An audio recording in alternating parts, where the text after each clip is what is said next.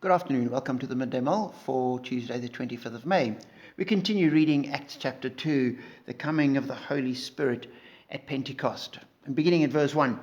When the day of Pentecost came, they were all together in one place. Suddenly a sound like the blowing of a violent wind came from heaven and filled the whole house where they were sitting. And as I read that and thought about it, a couple of thoughts came to my mind, mostly questions. We're told they were all together. What were they doing? Why were they all together? And in verse 2 we have filled the house where they were sitting. They were sitting, and I immediately started thinking, what were they doing? And we have these pictures of them sitting almost like they're in a prayer meeting waiting on God, which may have been. Maybe they were doing a Bible study. Maybe they were just sitting, chatting, waiting for the time to head up to the temple for the evening service. Or midday service, because it was 9 o'clock in the morning. Maybe they were having breakfast. We're not told what they were doing. They were together when the Spirit came. The other thing that struck me was the blowing of a violent wind. And we tend to think of God in far more measured, orderly, sedate kind of ways. We tend to think of God as being rather English.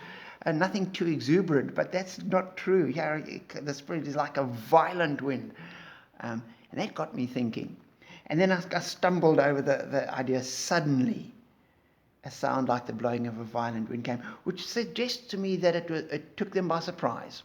They weren't sitting there waiting, okay, the Holy Spirit's going to come round about between 8:30 and 9:30, so we're sitting waiting, expectant. It took them by surprise, just suddenly happened. And we tend to think that God will act in an orderly, structured way. He will stick to the liturgy. He will not step outside of what we have written and planned and organized. But it doesn't seem like that's what happened there. And the disciples had been told to wait for power. They hadn't been told how long, when it would come, how it would come, what would happen. So they were waiting on God. And it looks to me like it took them by surprise. And so for me, the challenge is to let God surprise us. Say, God, we have our weekly services, and I have my quiet times, and I have the structure of my day. But God, move suddenly, out of the blue. Take me by surprise. Work in whatever way you need to work. And I pray that God will do that. I pray that God will surprise me, and I'll pray that God will suddenly step into your life in some kind of way and surprise you as well.